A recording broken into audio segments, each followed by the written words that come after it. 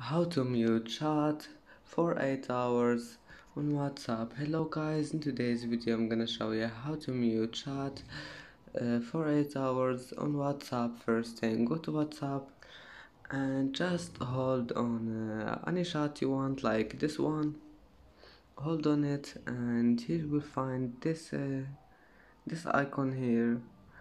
Click on it and here you can mute it. You can mute it for 8 hours or 1 week or always just select anything you want.